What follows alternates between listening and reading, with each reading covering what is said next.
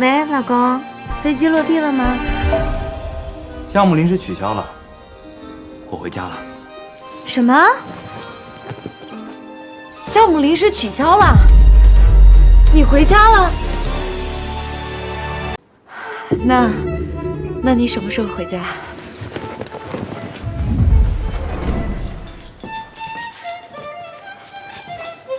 我已经到家了，现在就在楼下，马上上来。你已经到家楼下了，你怎么不早点告诉我呢？你干嘛？实在不行，我就跟他干。不行，我们不是说好按计划来吗？你现在这样干，不就前功尽弃了吗？这样，走窗户走，快！我也是临时接到的消息。怎么了，老婆？我现在不能回家了。没有，不是，我就是比较意外。你要是早点说的话，我还能提前准备一下。提前准备什么呀？准备给你做晚餐吧。是吗？难道不是偷偷藏好你的小白脸吗？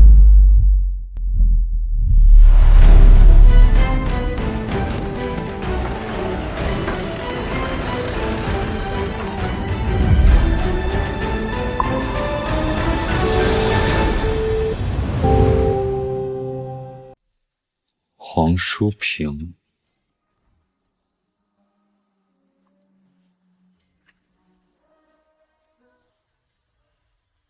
知道我为什么选你吗？你知道我很缺钱，我有点姿色，很适合做情人。你误会了。误会？你能花5万，真的只是让我做保姆？说吧，你想怎么玩？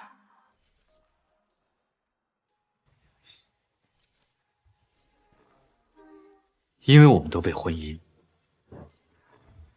背叛过。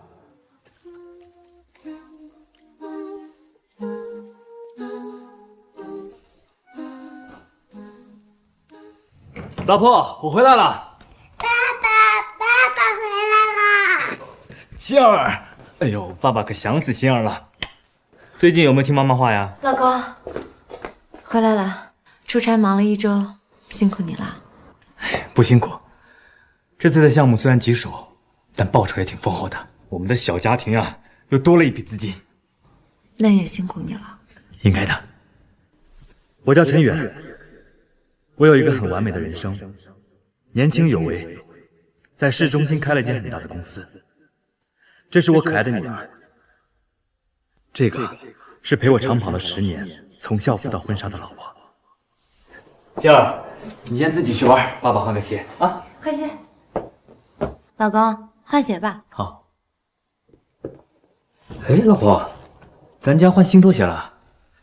对呀，之前的拖鞋你都穿好几年了，我给你买一双新的，你快试试看舒不舒服。好。哎，老婆，这鞋怎么那么小啊？是44码？是44码的。这个牌子的拖鞋就是版型紧凑了点，所以比正常标码小一些。这样啊。老公，饭都给你做好了，再不吃的话就凉了。好。星儿，吃饭了。吃饭啦。好，可以吃好吃的了。小黄鱼来喽！这么多菜啊，老婆。听说你要回家，我特地下厨给你做的。工作辛苦了。谢谢老婆。不辛苦的，为了咱们这个小家能更好，这些努力都是值得的。好了，吃饭吧，吃饭吧。吃饭。我的老婆她真的很好，贤惠、聪明，把家里的所有事务处理得井井有条。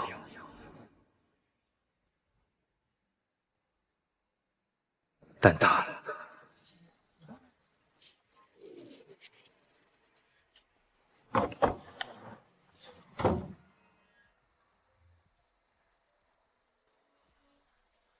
老公，饭都给你做好了，再不吃的话就凉了。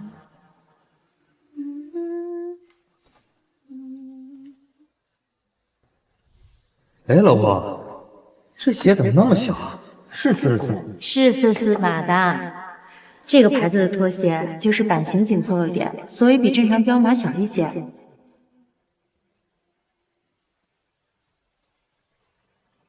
但他却出轨了。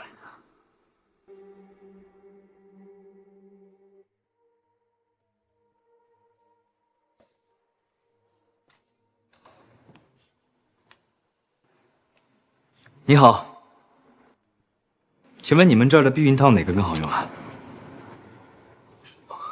都挺好用的，是吗？老婆，你进来看一下。老公，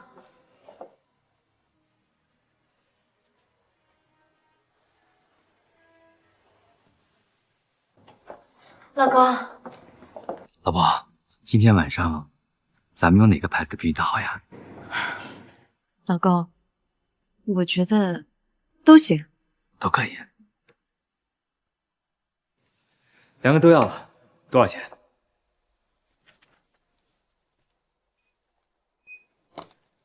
？120。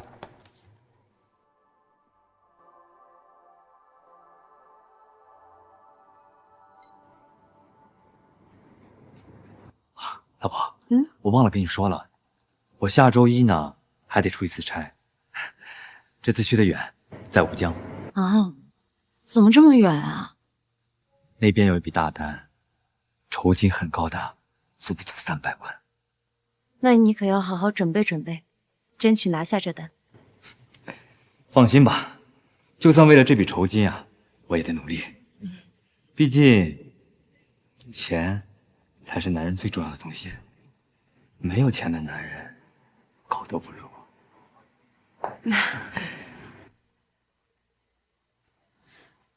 你看我又给忘了。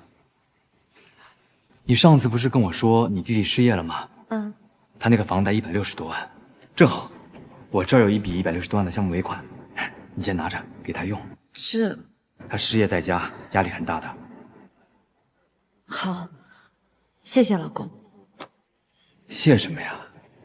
你是我老婆，不是应该的。走，回家。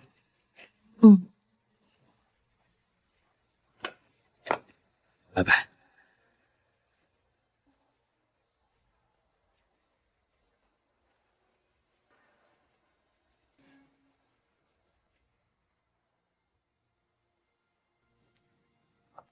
老公，你为什么突然带我买这个呀？这不刚好顺路吗？再说了，让你来选，也是为了让你有更好的体验。可是这样，不说了，咱们先回家，回家再慢慢聊。出差这么久，我可想死你了。回家吧。原本我以为他的出轨对象会是一个多么优秀的成功人士，为此我还花了大价钱请私家侦探去调查他。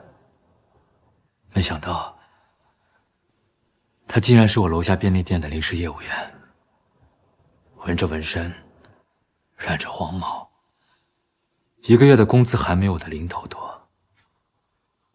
就因为他是我老婆的初恋对象，我老婆就背叛了我们10年的感情，选择了他。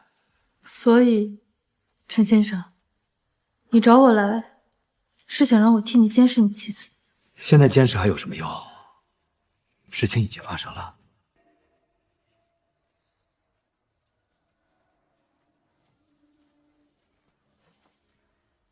我找你，是想请你替我一起复仇。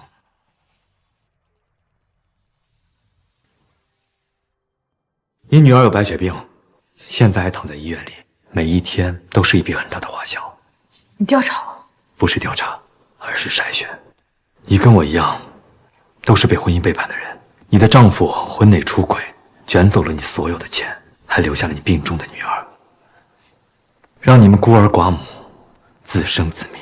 一个跟我有同样经历的人，一个女儿病重、无依无靠、可怜的母亲，这就是我最佳人选。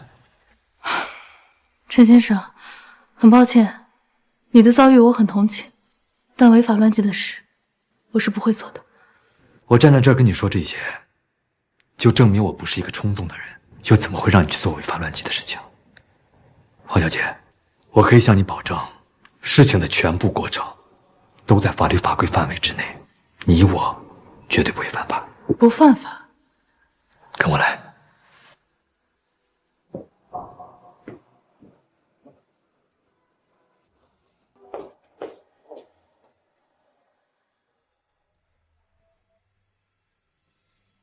张佩宇，28岁，初中因为打架辍学离校，之后就一直在社会上做闲散人员，天天干这破事儿，一个月就能赚个几千块钱。这个废物天天就出个差，都能赚个几十万甚至几百万，我靠，凭什么呀？这类人没什么本事，但他那可怜的自尊心却很强，而这正是他们人性的弱点。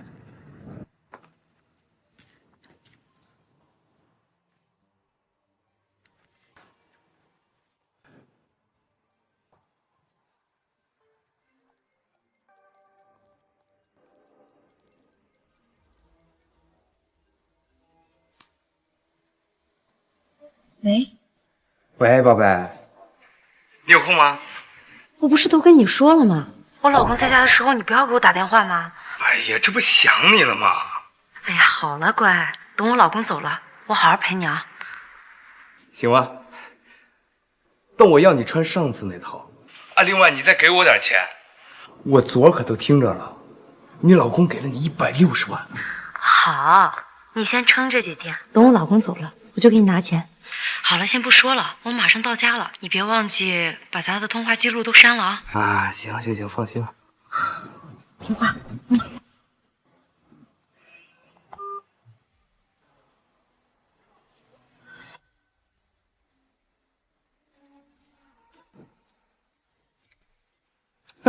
傻叉，你就努力赚钱吧，赚的钱都给老子花。喂，宝贝，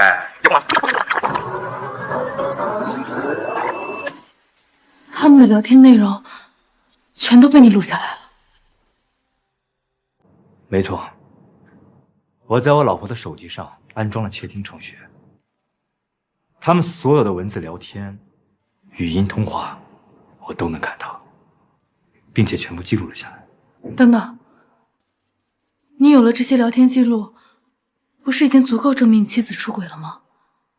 无论是打离婚官司，还是让你妻子身败名裂，都已经足够了。你还找我干什么？没错，我目前掌握的证据，无论是让我老婆身败名裂，还是净身出户，都没问题。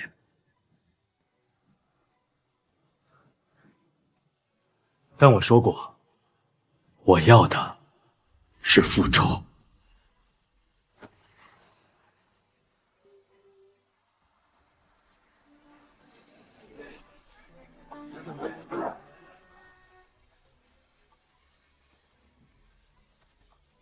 这个人渣就是破坏我婚姻最大的元凶。如果只是让我老婆净身出户，而这个人渣没有受到一点惩罚，是不是太便宜他了？所以，你找我的主要目的是想向着张佩宇复仇。可，就算他绿了你，那也不构成犯罪啊，最多只是道德问题。是，只是道德问题。但如果他是入室抢劫加强奸呢？你说什么？我刚刚给你说的是张佩宇的基本资料，那我现在来告诉你他的过去。老东西，钱呢？我的钱在哪？把钱拿出来！张佩宇，原名张宇，出生在临安市的一个小镇上。他的母亲自幼病重，而他的父亲只是一个普通的农民工，每天辛苦赚钱，最后都被他全部抢走，并且挥霍一空。而这也间接导致他母亲没钱治病，最后死在了床上。他母亲的死，非但没有让他收敛，反而让他变得更加暴力。长大之后，更是染上了赌博。你没钱，你没钱，老子怎么办啊？老子本儿还没还过来呢！啊！哎，房本啊！他的父亲被他赌空了家产，变卖了房本。你他妈别管老子，滚！你去！最后沦为了乞丐，冻死在了大街上。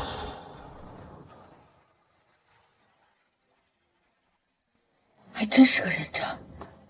对，他是个人渣，所以1周前，我专程去刺激了他一下，并且侧面告诉了他，我给了我老婆160多万。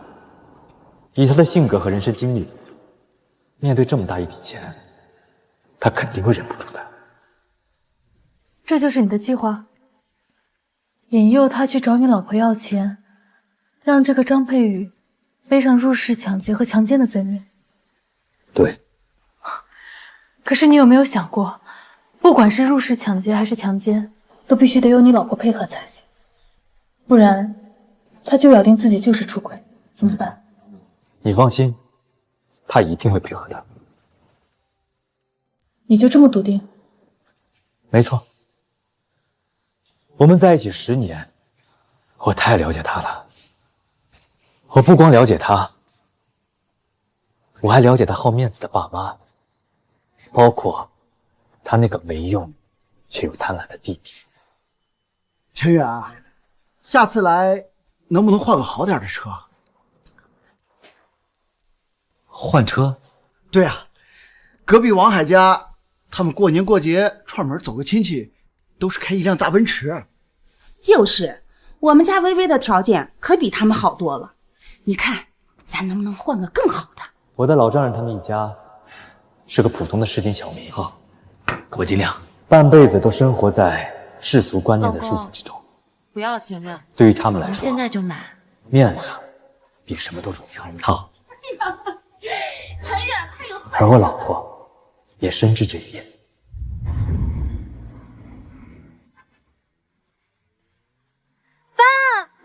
弟弟，妈，哎呀，想死我了，宝贝儿，慢点啊！哎呀，好女婿，你来了！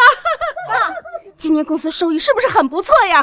买这么好的车啊？还可以。哎，陈远，你就别谦虚了，今年公司赚了几百万，微微都告诉我们了。妈，是啊，姐夫，我姐都已经告诉我了。哎，所以以后如果让他们知道他们的女儿背着我婚内出轨，他们是绝对不会忍受的。这些年，他父母的生活费都是我给的，他弟弟的工作也是我给安排的，包括他弟弟的车都是我给买的，甚至他弟弟结婚的婚房也是我付的首付。为了讨好我，他们在他们的生活圈子里给我树立金龟婿的人设。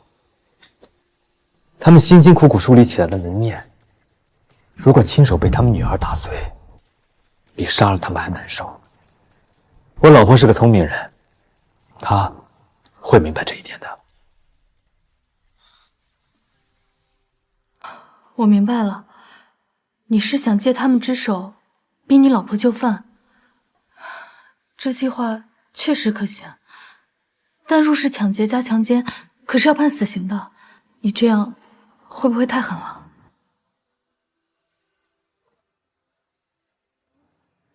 狠。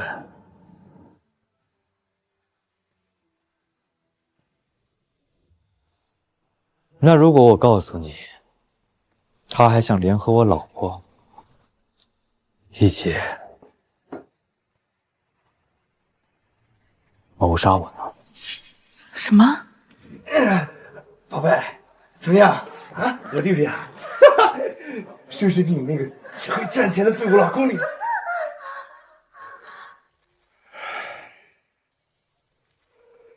我要真的是你老公就好了，这样我就可以天天跟你这么玩了。你要是我老公，咱俩不得饿死？你一个月才赚多少钱？薇薇，我虽然赚的少，但是我爱你是真的呀。就你现在那个老公，天天就知道出差，什么时候考虑过你的感受？而且他不就是会赚点钱吗？要是我跟他有一样的运气的话，我能比他赚的多100倍。我知道，我也相信你，但我现在真的不能没有他。如果没有了他，不光是我爸妈还有我弟弟都会没钱。你怎么会没有钱呢？你可是他老婆啊！这整栋房子所有财产都有你的一半了。就算是离婚分一半，你也不会缺钱啊。那之后呢？坐吃山空吗？再说了，他最挣钱的是他公司的股份，这也算是他婚前的财产。就算离婚了，也不会分割的。那怎么能分割啊？那如果他死了呢？如果他死了，我带着希儿作为第一顺位人，确实能够继承。但是他……等等，你干什么？你别乱来！哎呀，薇薇，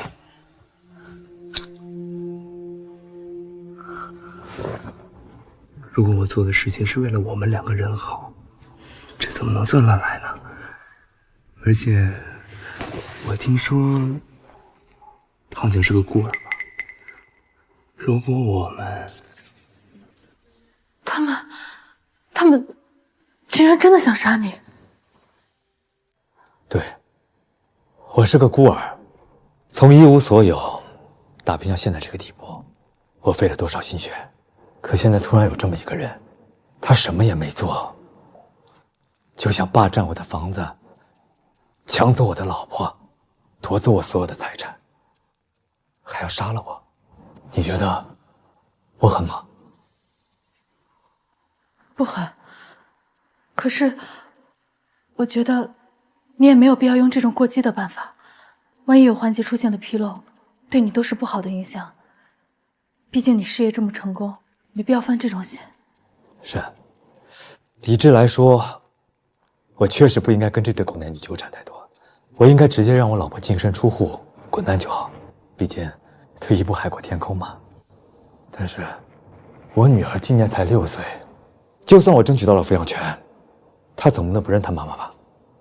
可我老婆已经疯了，我每个月给她用来当做婴儿抚养费的3万块，她却把其中的2万8都给了那个奸夫。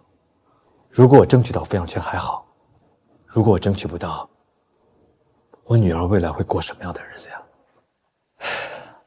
如果有一天他们真的对我动手了，我死了，我女儿就没有爸爸了。那她未来会有过的什么样的日子？你也有女儿，你会让你的女儿置身于危险之中吗？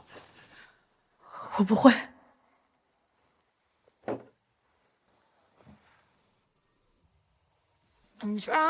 所以啊，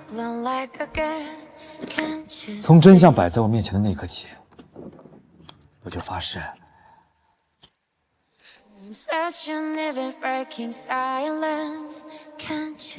我不能退，哪怕是拼掉我这条性命，我和他们之间只有一种解决方式。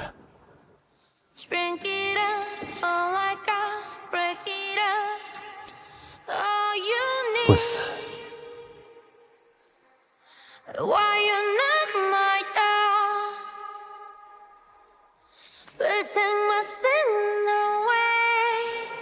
不朽。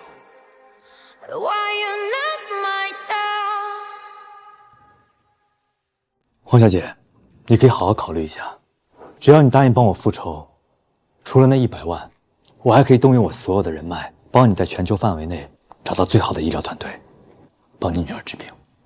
而你只需要陪我演一场戏，证明张佩玉是非法潜入我家。可是我没演过戏，不能保证一定成功。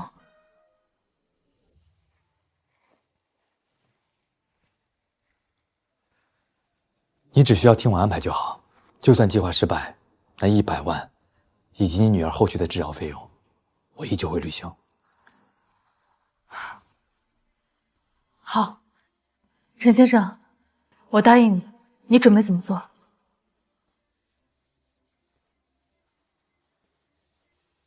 今晚我订了7点去吴江的航班，我老婆会送我去机场。在这之后，张佩宇他一定会来，不光是为了偷情，也是为了那160多万。喂，宝贝，我刚送他进了候机厅，希儿也被我托管到寄宿学校那了，没有人会打扰到我们了。行，那你快回来吧，我都憋不住了。哦，对了，你那张卡一定要给我，我看好一辆跑车，到时候咱出租几天去兜兜风。好，我都听你的。哼，你个大傻叉，赶紧出去赚钱吧！你的老婆我会替你好好照顾的。计划的第一步要确保张佩宇不能从正门进入，要让外人一眼就能看出他张佩宇是非法入室。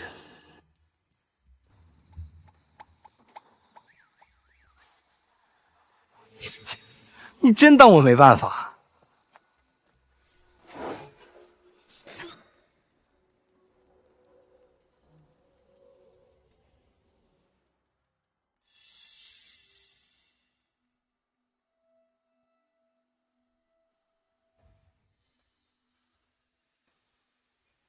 老板，张佩宇进屋里了。他怎么进去的？我按照您说的换了门锁，所以他是翻窗户进的。好，我马上打车回来，你盯好监控，有任何动静快速发我。好。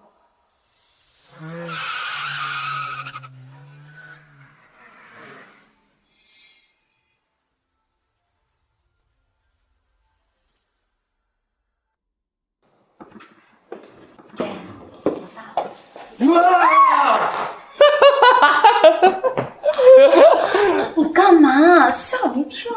怎么样，刺激吧？今天我们就这一套。你爸。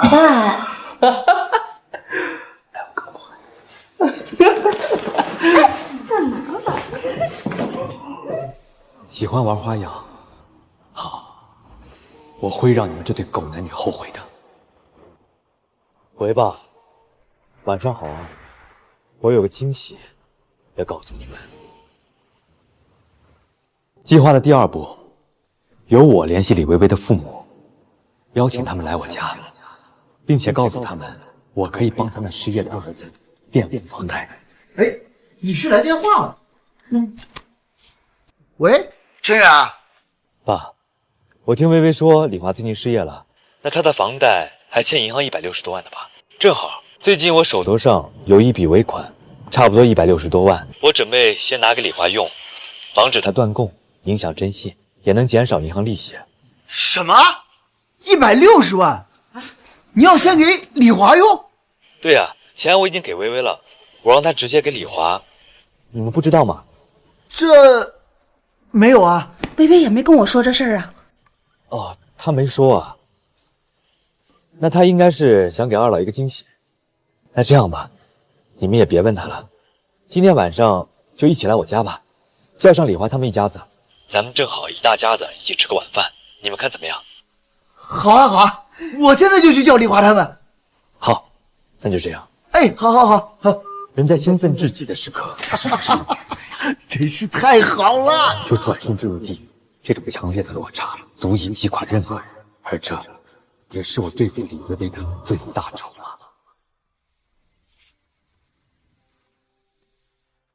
李华，这不是正在为失业而发愁，交不起房贷吗？哎呀，现在他们2口子就靠小华他媳妇儿的4000块钱工资，那根本就不够啊！是啊，这下可好了，不害怕断供了。小华首付当初就是程远给交的，想不到这孩子还能把钱借给小华，我们真有一个好女婿呀！是啊，真是个好女婿。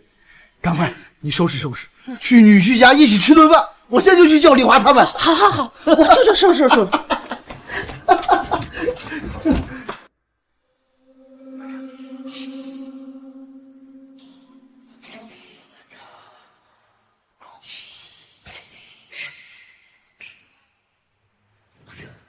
行动开始。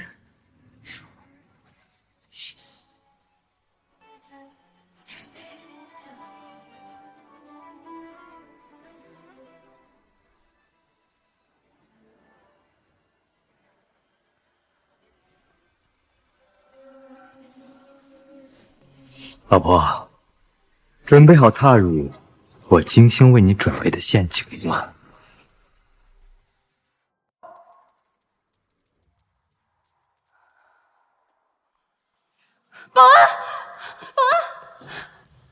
保安，我们家有小偷翻墙入室。什么翻墙入室？对，我这才出门买菜，这是监控拍下来的画面，你看。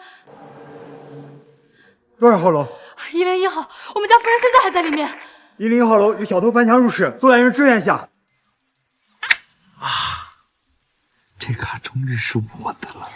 是你的，但是啊，你只能花一点，这剩下的还要给我弟弟垫房贷呢，你可不能乱花啊。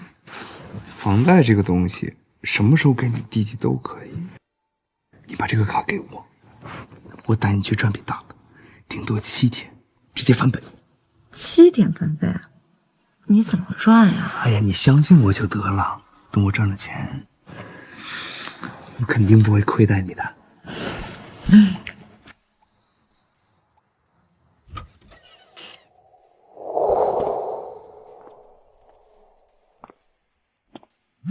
等一下，接个电话。我老公的电话。他不在飞机上吗？怎么这个时候给你打电话？应该是飞机落地了吧？你先别吵。嘘。喂，老公，飞机落地了吗？项目临时取消了，我回家了。什么？项目临时取消了？你回家了？那你什么时候回家？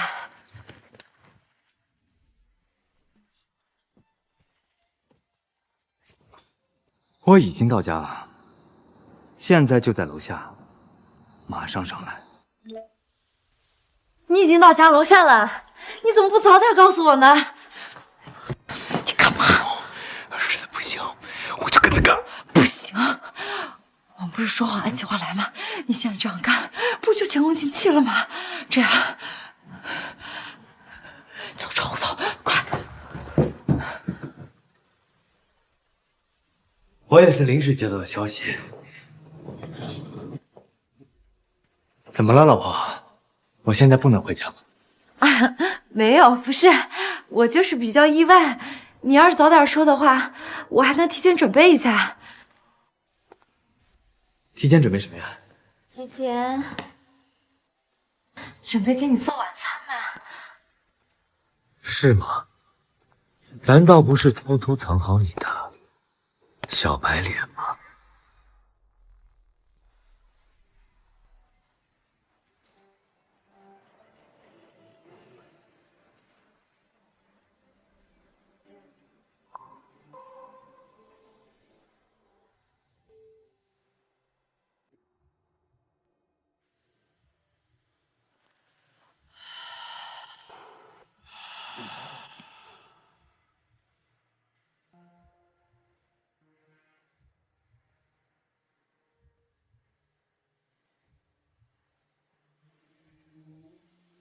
陈远，我需要一个解释，你刚才那句“藏好我的小白脸”是什么意思？让开！我不让，你先把话给我说清楚。你刚才那句话到底是什么意思？什么叫藏好我的小白脸？你是不是怀疑我偷人？我让你让开。我不让！这些年，我为了你，为了咱们这个家，每天起早贪黑，任劳任怨的。你既然怀疑我，你还有没有良心？你有没有良心？我最后再说一遍，让开！我也最后再说一遍，我不让！你不要以为我不知道你怎么想的，你不就是这些年发达了，你想找借口跟我离婚？你们男人一个个的有钱了就变坏，你想离婚是吧？好，离就离，财产1人1半。我就不信我李薇薇，我离了你，我找不到更好的了。你笑什么？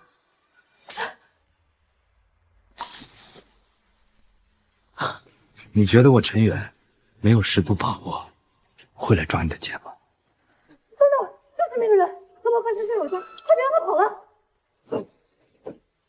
李薇薇，你把我陈远想得太重。真的就是那个人，偷偷翻墙进我家，快别让他跑了！别跑，快抓小偷！这都是你叫的人。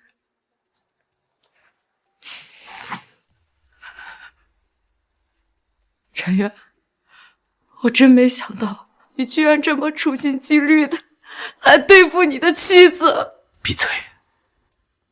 你这种人也配自称我的妻子啊？跟奸夫联合，想要谋害我，私吞我的家产，你知不知道？你这种女人在古时候是要进猪笼的。我没有出轨，也没有什么奸夫，更没有联合要害你。窗户外面那个人影，我根本不知道是谁。到现在了，你还不承认？你真当我陈远是傻子是吗？我没做过的事情，我为什么要承认呀？陈远，我知道了，你别以为我不知道你的心思。你就是发达了，你想抛弃我这个糟糠之妻。我的命真的好苦啊！我陪你走过了多少难熬的日子，赌上了我全部的青春，结果你发达了，你要抛弃我。装，继续装。程远，你不要再栽赃我了。我告诉你，我李薇薇没有出轨，没有出轨。有本事你就拿出我出轨的证据。没有是吧？拿不出来吧？好，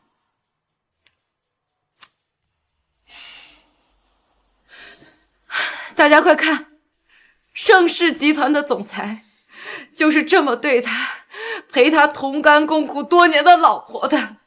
发达了就想踹掉我，还栽赃我出轨，污蔑我这么一个女人。你想干什么呀？我干什么？我当然是录下你的嘴脸，我让大家看看一个成功的企业家背地里究竟是一个什么样的东西。我跟他程远长跑了10年，整整10年呀，赌上了我全部的青春，终于把他娇惯成了花。结果呢，他就是这么对我的。姐妹们，这就是男人，这就是他们男人有钱了之后的嘴脸，抛弃糟糠之妻。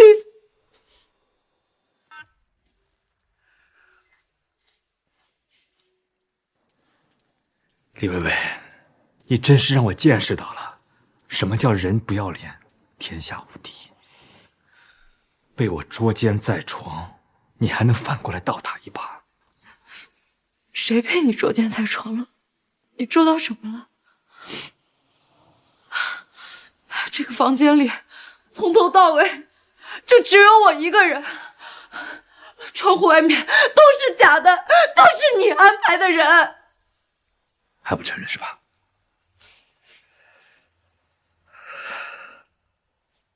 来，睁大你的狗眼看看，这画面里的人是谁？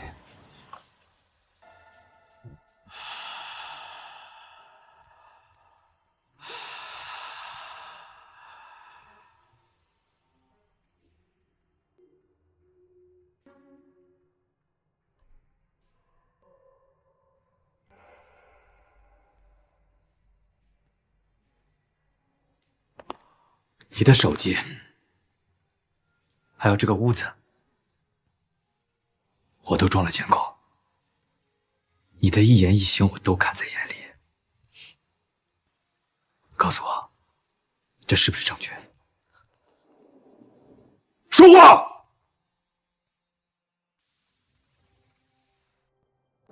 我告诉你，张佩宇他是逃不掉的。我说的，你们的奸情也别想瞒着。我一定会让你们这对狗男女遗臭万年。到时候你爸、你妈、你弟弟，以及你所有的亲朋好友都会知道，你李薇薇背地里是怎么样的一个毒妇。陈远，我错了，我真的错了，你别说出去，你别说出去好不好？李薇薇，你刚刚的嚣张气焰呢？怎么没了？我错了，我给你磕头，我给你磕头，我给你磕头，我给你磕头。你别说出去，你要是说出去，我就没法活了。不但我没法活，我爸妈还有我弟弟一家都没法活了。不说出去，也不是不可以。真的可以不说出去吗？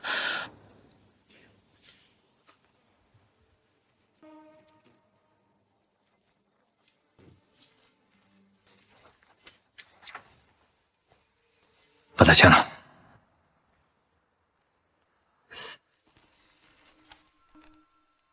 婚内净身出户协议书，你让我净身出户？这只是份协议，你可以不签，到时我们法院见就是了。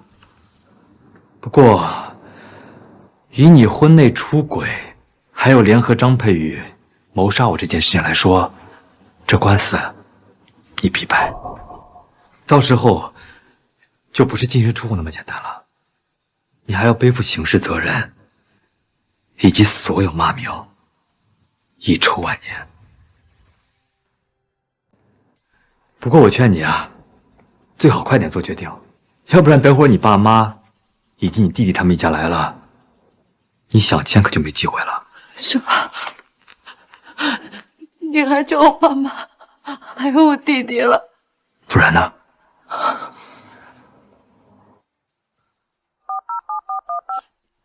爸，你们到哪儿了？陈远，我们还要10分钟我们还有10分钟的路程，马上就到。好，那你们快点过来，我有事情要告诉你们。放心吧，姐夫，我们已经是最快速度了。好，听到了吧？你的时间可不多了。陈远，你真的好狠！作为父亲，你居然这么算计我！我狠，比起你们，我可仁慈太多了。我只数3手，这字儿，如果你不签，就别想签了。3、2、1。小华，一会儿到你姐夫家，你好好跟你姐夫喝几杯。好，你看看这些年他对你多好，又是给你找工作，又是给你买车，就连婚房的首付都是他掏的。现在又知道你们有困难，主动拿出100多万，先给你们垫房贷。放心吧，爸，我今晚肯定好好陪着姐夫，他这一次对我可是救命之恩呢。是啊，爸，本来我跟李华还因为房贷的事情愁得都睡不着觉，谁知道姐夫居然愿意出钱帮我们垫房贷，真的是太感动了。不光是姐夫好，这里面肯定还有姐姐的功劳。是，还是多亏了我姐找了一个这么好的姐夫，让我们全家都能跟着享福。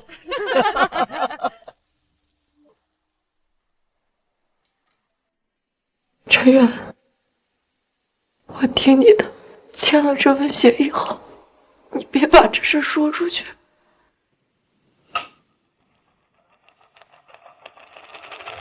把手印也摁了。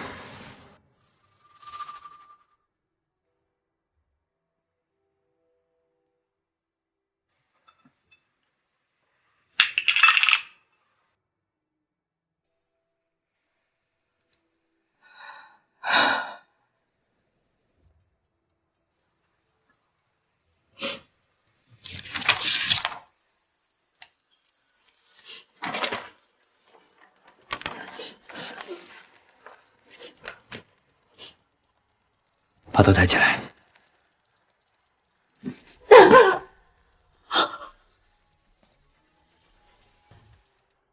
你干什么？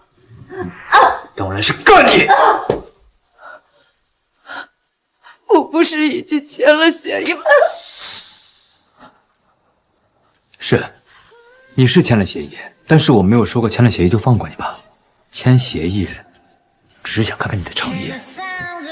从现在开始，才是你真正赎罪的时候。你还想让我干什么？从现在开始，你不认识张佩玉，今天所发生的一切事情，都是他入室抢劫，又逼着强奸了你。张佩玉入室抢劫，又强奸了我，你这是让我栽赃他？你爱怎么想怎么想。如果你不想背负婚内出轨的骂名，就按我说的做。你们不是情比金坚吗？他不会连这点伤害都不愿背负吧？可是这是要判刑的。那又怎么样？一个男人，难道要看着自己的女人受伤害？我考虑一下。考虑？李薇薇，你给我听着，你没有资格考虑。要么按我说的做，要么就等你爸妈来了，我们一起好好讨论讨论你婚内出轨的事情该怎么办。我们一起好好讨论讨论你婚内出轨的事情该怎么办。别，我答应你，你别告诉我爸妈。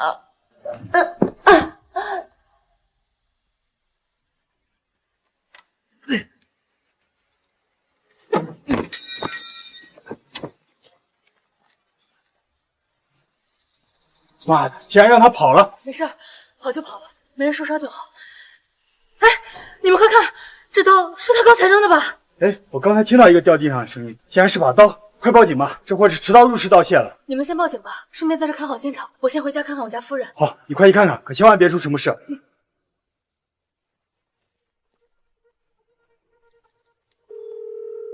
喂，我要报案。现在给老子重复一遍。我脸上的伤是张佩玉强奸我时打的。我给你的卡呢？是不是也被他拿走了？是，不过我会想办法让他还回来的。不用他还，我还要留着那个卡，要他的命呢。老板，没事，你继续说。那个人我们没抓到，让他翻墙跑了。没事，跑了更好。不过他慌张之下掉了一样东西。什么东西啊？刀，一把水果刀。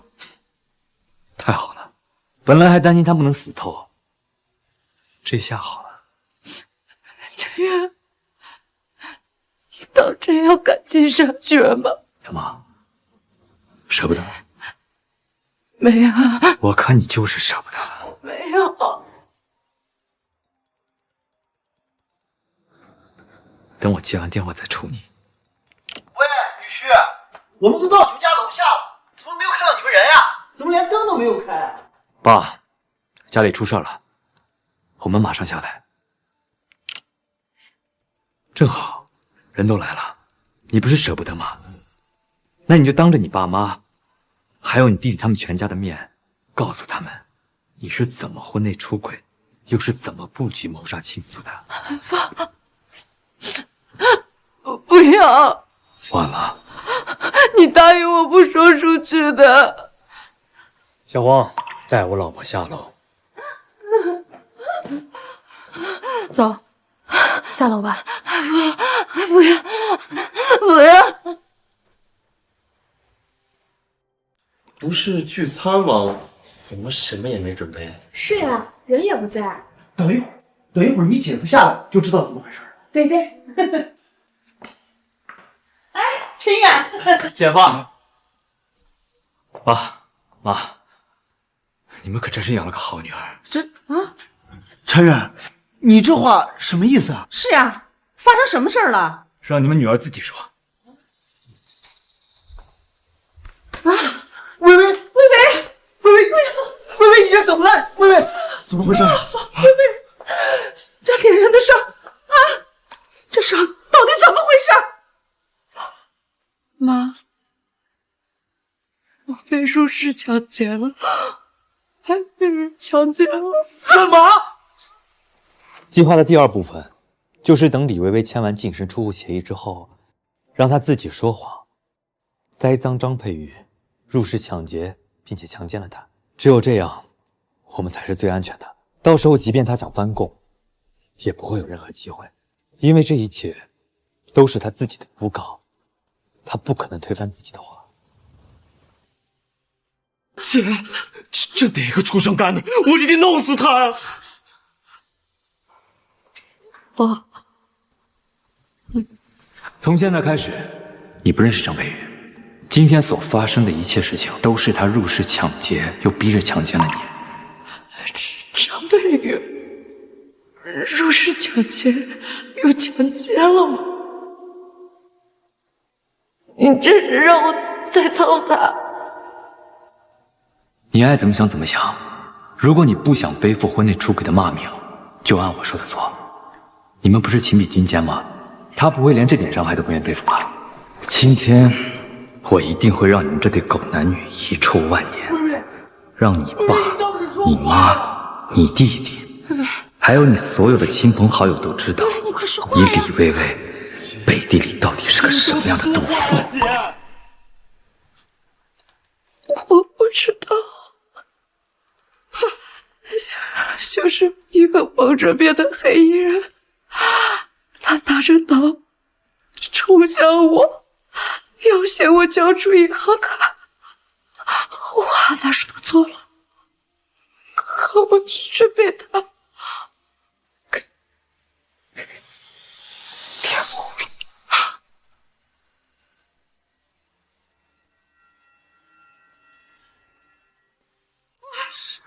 什么？妈，对不起你们，对不起，对不起你们。生源给李花的100多万的存款也被那个人抢走了。什么？这钱也被抢走了？是啊，160多万呢。生源给你准备好，让你交房贷。我错了，都是我不好。傻孩子，这怎么能怪你呢？这根本就不是你的错呀！是呀，妹妹，这不是你的错呀。好女婿，你不会因为这个就怪我们薇薇吧？这根本不是薇薇的错，有错是那个畜生的错。那薇薇也是受害者呀！啊，是呀，我们薇薇都被强奸了，你怎么还能怪她？李薇薇，你确定是被强奸的？当然，当时我就是被强奸的。他拿着刀威胁我脱衣服，你给弟弟的银行卡也是他用刀威胁抢走。我错了，我真的知道错了。李薇薇，你可想好了，你要为自己说过的话负责。陈然，我女儿都这样，你不安慰她就算了，你还在怀疑她。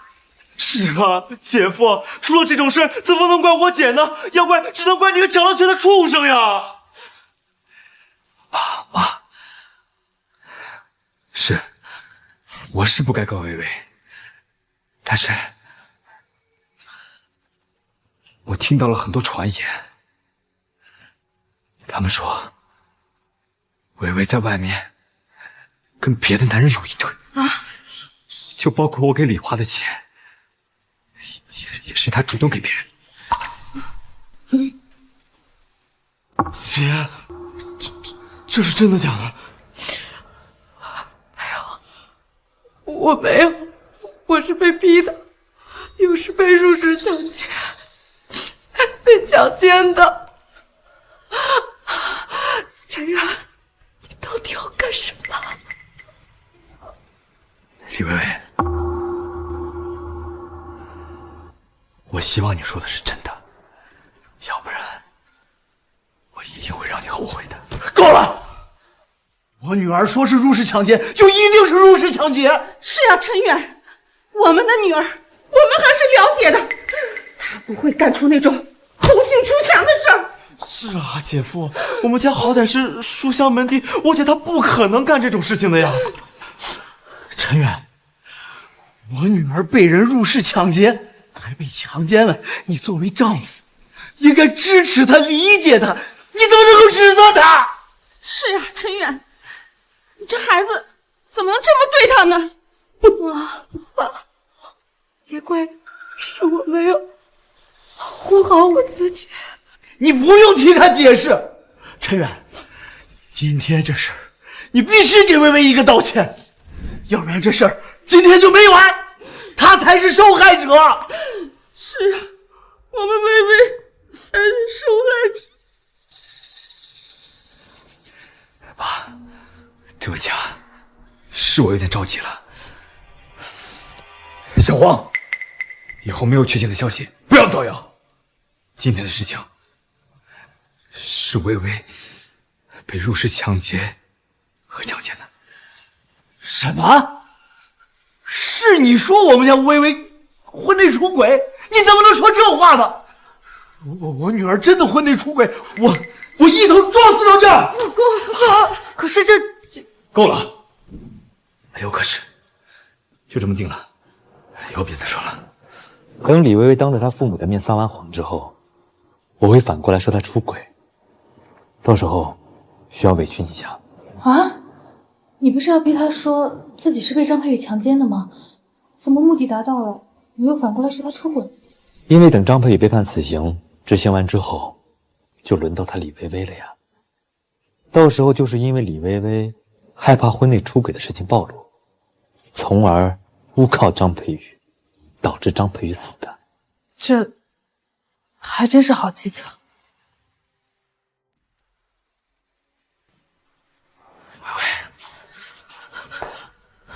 是我不该听信别人的话，错怪了你。刚刚都是我不好，我向你道歉。没事。那你快告诉我，那个抢劫犯他是怎么走的？从哪儿走的？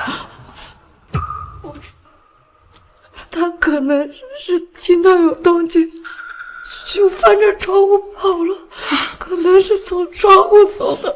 快！现在必须报警！那个卡里有160多万，是我要给李华垫房贷的，一定不能丢了。对，快报警！赶紧报警！赶紧报警！现在最重要的是抓到那犯案的畜生，追回那160万啊！是，妈的，这个畜生，一定要让他不得好死！是，一定让他不得好死！就这家，就这家。现在什么情况？你们这些保安干什么的？我姐在家里被人入室抢劫了100多万，还被人拿刀抵在脖子上，还被人强奸了，知不知道？冷静！什么？通知！临安区龙腾别墅101号入室盗窃案现在升级为 S 级重大刑事案件，犯罪嫌疑人持刀入室抢劫超100万，并入室强奸。现在请求增派警力，抓紧时间处理一下。队长，这是嫌疑人资料。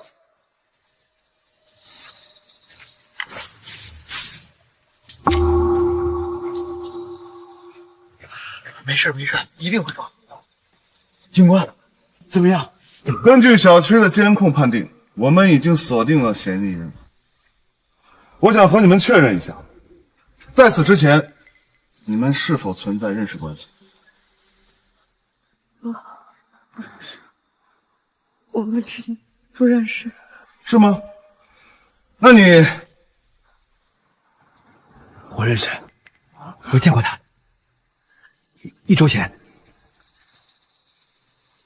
对，1周前我跟我老婆在楼下便利店买东西的时候，他就在那上班。而且当时我当着他的面，跟我老婆说我结了100多万的尾款，而且我还当着面把那张卡给了我老婆。你看，一定是那次，对，一定是那次，他就盯上了我们家。你说是吧，薇薇？你上次不是跟我说你弟弟失业了吗？你先拿着给他用。原来从那个时候，你就在布局。对，我想起来了，是他，就是他。快封锁此小区便利店，抓捕嫌疑人。从监控看，你们拿出银行卡的时候，嫌疑人情绪很激动。你们走了以后，他还跟随你们走了一段路程，这一点能看出他有一定的作案动机。这哪里是有一定的作案动机啊？这分明从这里就被盯上了嘛！哎呀，姐夫，你怎么能在外人面前这么干呢？这，哎呀，分明就是漏财嘛！是啊，小远，这有财不能外露啊！爸，我当时也没想那么多，也不知道事情变成这样。好了，事情已经发生了。现在最重要的就是抓到嫌疑人，追回涉案资金。嫌疑人身份已经确定，全程实施抓捕。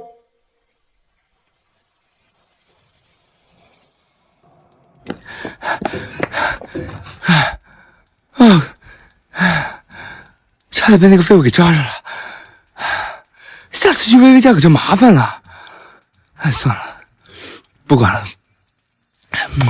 反正这一趟也不亏。哎，160万呢，这可不是什么小数目，就当你下老子的补偿了。先取个30万，潇洒潇洒，你干什么？你们谁呀？老实点！你干嘛？我的卡把卡还给我！我告诉你们这是抢劫啊！我报警抓你们！张慧宇，你涉嫌入室抢劫加强奸，你被捕了啊！不是我，不是。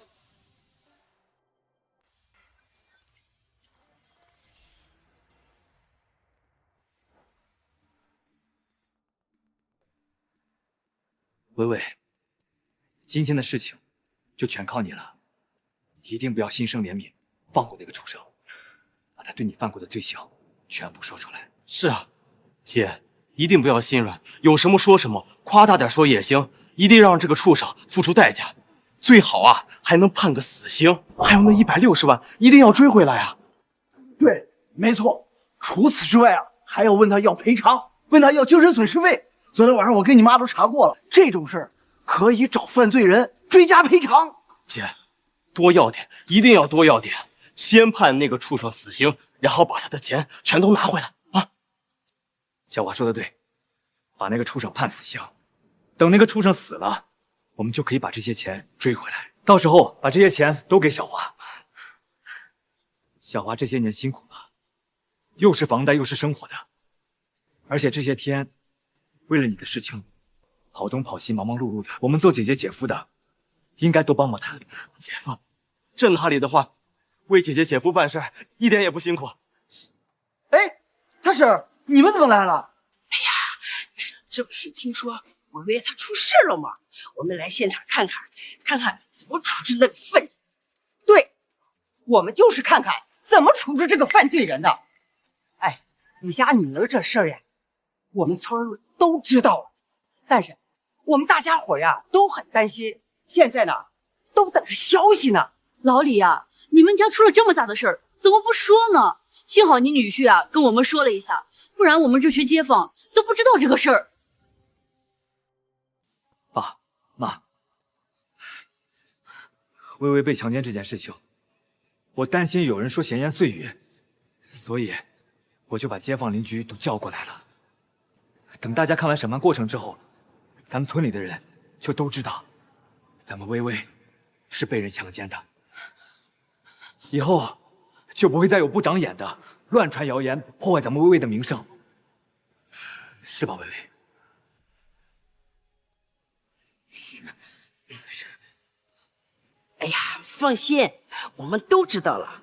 微微，你别害怕，没事的，人已经抓住了，谁敢欺负我们，我们就让他付出代价。对，别怕，没事的，我们呀都是你的坚强后盾。就是。我们这些婶子大娘呀，都是你的坚强后盾。就是，放心吧，爸，咱们是受害者，不怕传出去。是啊，爸，反正我姐是受害者，刚好请这些婶婶们一起来看着，那也好。行，咱们赶快进去。走。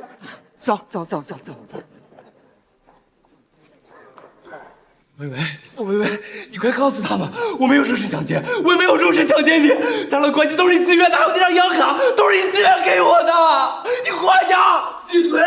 畜生！有我女儿，你还想再当我女儿？我没有。肃静！被告人不得干扰受害人的发言。受害人，请你诉说那晚发生事情的经过。那天晚上，我回到了家，就被一个蒙着面的黑衣人。安静点儿。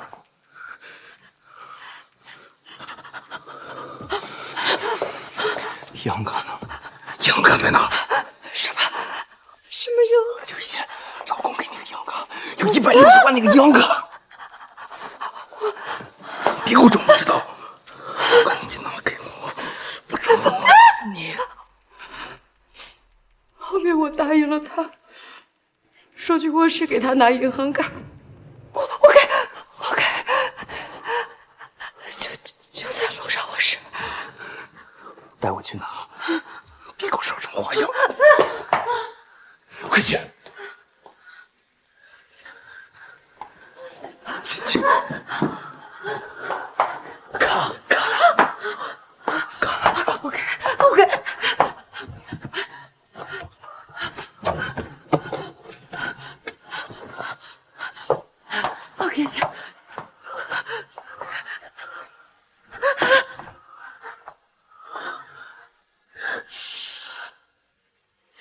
给了银行卡以后，他又撩我的裙子，让我不要动，不要反抗。干什么？让我干什么？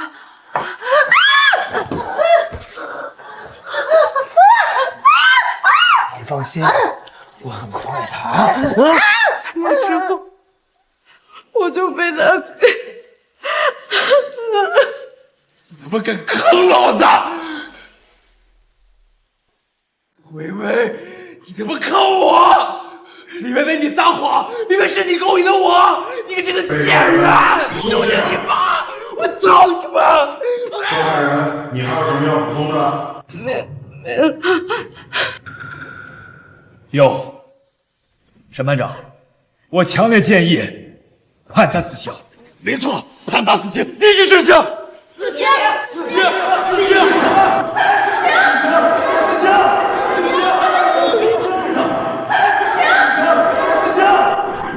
综上所述，张佩宇犯入室抢劫罪，罪名成立；犯入室强奸罪，罪名成立。现本庭对此案作出如下判决：犯人张佩宇犯入室抢劫罪，持刀公然抢劫财物160万，数额巨大，判处无期徒刑；犯入室强奸罪，判处有期徒刑7年，数罪并罚。犯人张佩宇死刑立即执行。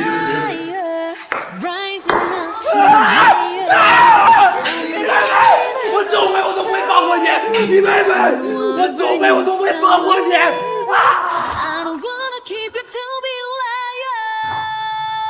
干得好，薇薇！恭喜你们这个商人精准了。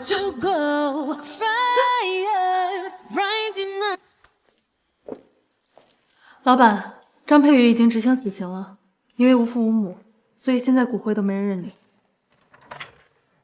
那你去领了吧，没人认领骨灰，确实挺可怜的。你把他领了之后呢，扔进粪坑里，也算落叶归根了。这会不会不太好？开玩笑的，先让他放在那儿吧，等到时候对付李薇薇的时候还有用。好。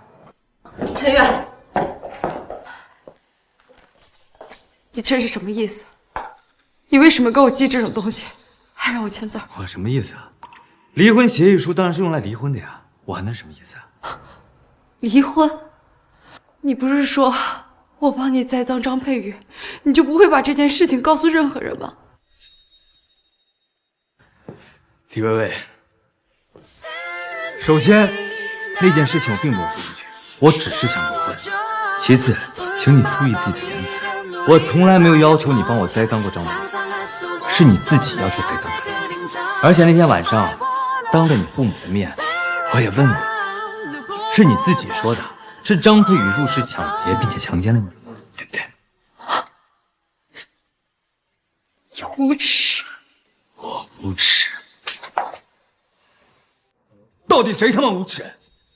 是你自己婚内出轨，不敢面对，为了逃避后果，你编造谎言，不惜送你那个小情人去死。我问你，究竟我们谁更无耻啊？不是这样的，明明是你逼我的。你少在那装可怜了，也少在那诬陷我。赶紧把这个离婚协议签了。我陈远现在是一点时间都不想浪费在你个烂货身上。我不签，我都听你的了，你为什么还要跟我离婚？不签是吧？行，那我让我的律师去你家找你签。我们走。你不能走，你不能走，我都按照你说的走了，你不能这么对我。李薇薇，请注意你的言辞，我从来没有让你帮我做过任何事情。张佩宇被执行死刑，都是因为你栽赃，跟我没有任何瓜葛。如果你要再纠缠我，那我可要把真相大白天下了，为你的小情人洗清冤屈。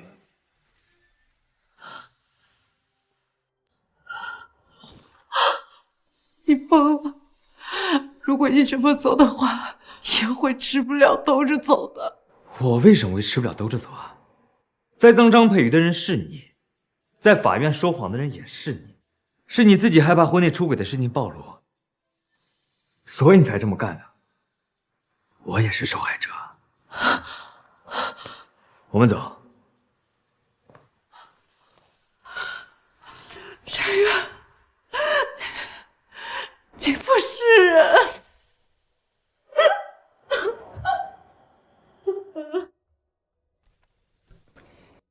李小姐，这是陈先生托我给您的离婚协议，您看看，如果没什么异议的话，可以签字。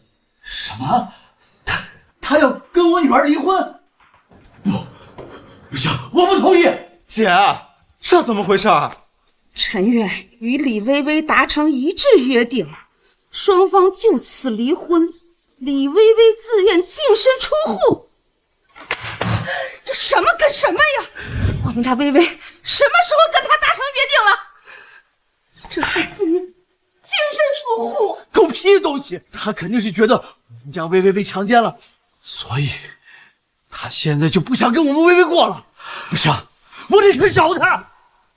什么东西？我们家薇薇跟了他10年，就因为这件事儿，他就想抛弃我们薇薇。不用找了，我来了。陈先生，你为什么跟我薇薇离婚？因为他出轨了。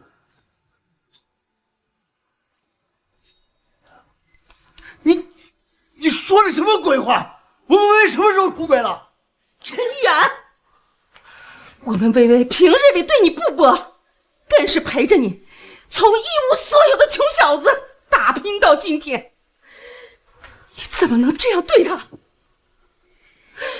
翻脸不认人也就算了，还污蔑她出轨。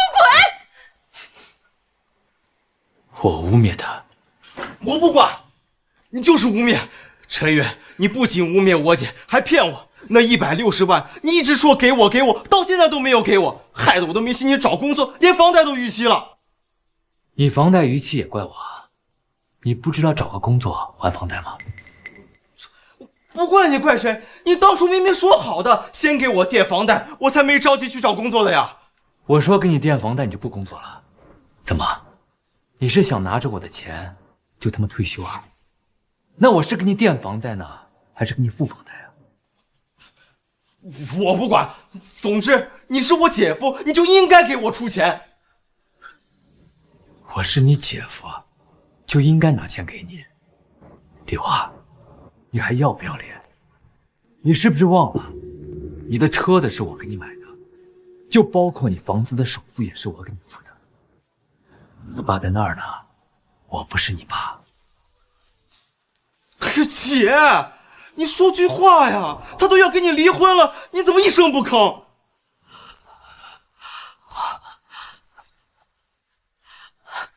陈远，非要这么狠吗？我狠？你一个出轨的荡妇，也别说我狠。我今天就把话撂在这儿，你最好现在就给我把离婚协议签了。要不然，我会让你们全家都跟着后悔。陈远，你够了！薇薇是你的老婆，我是你的岳父，你看看你什么态度啊！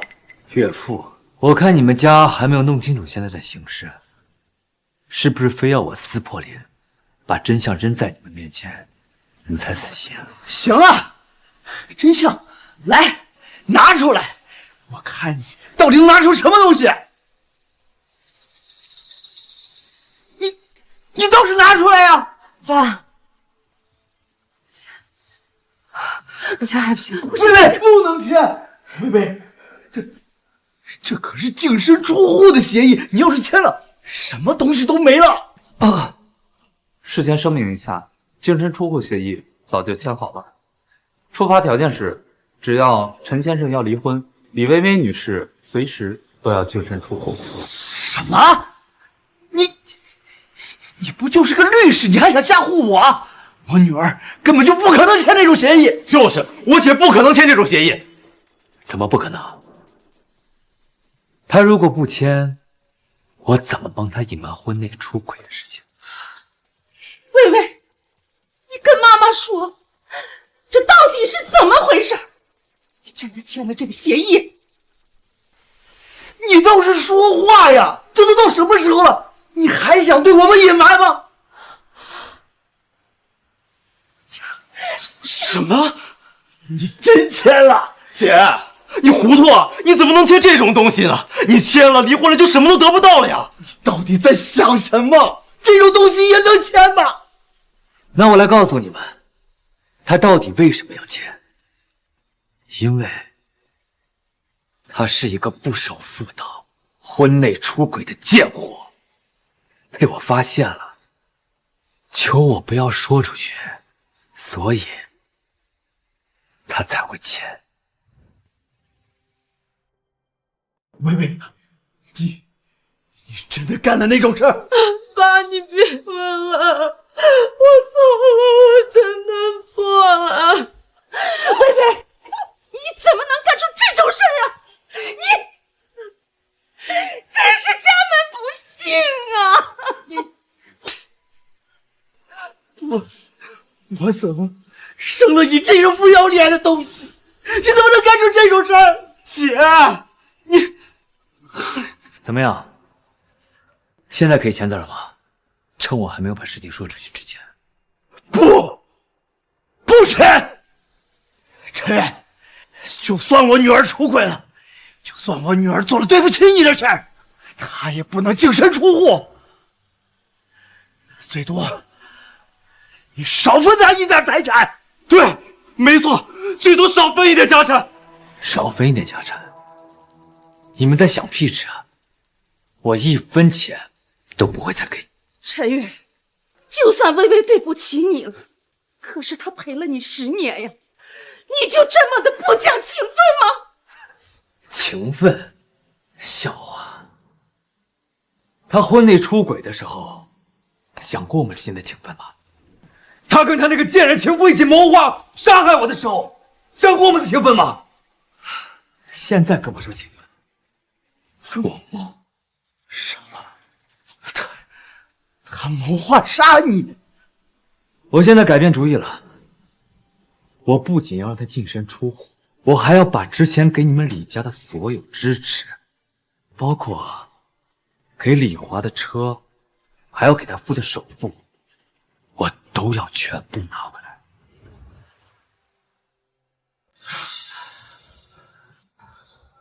林律师，陈先生，我之前给李华买车，还要给他付的首付，所有的收据还有付款记录，包括之前李华给我写了不少的欠条，有这些东西在，咱们能打赢官司吗？陈先生，有这些东西在的话，您放100个心，我一定会1分不少全部给您拿回来。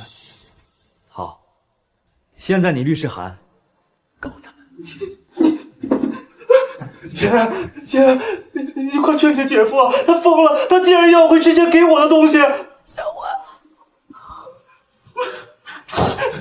爸，我求求你，我这些东西不能还回去啊！要是还回去，小飞他一定要给我闹离婚的呀！陈远，你非要把事情做这么绝吗？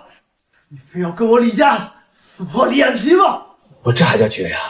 我没有把这件事情说出去，让街坊邻居知道他是怎么样个贱货，我已经仁至义尽了，知不知道？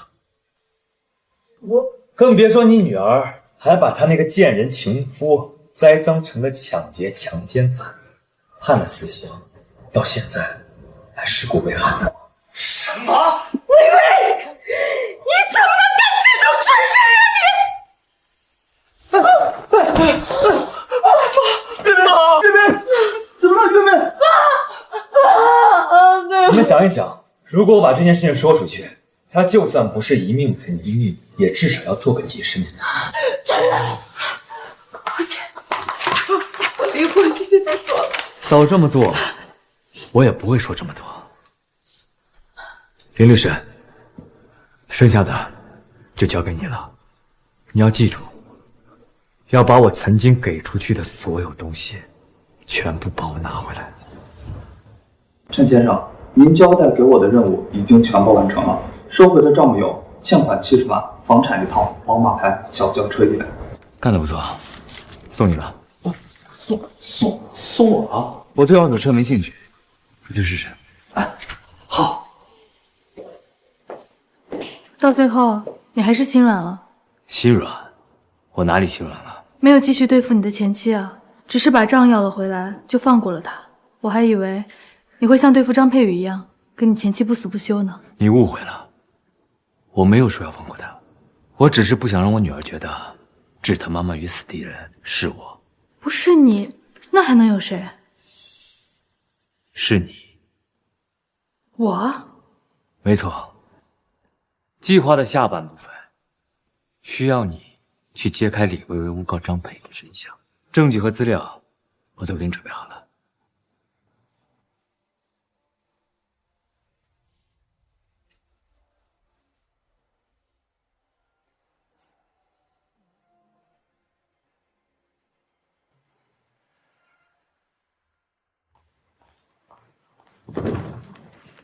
你好，我要报案。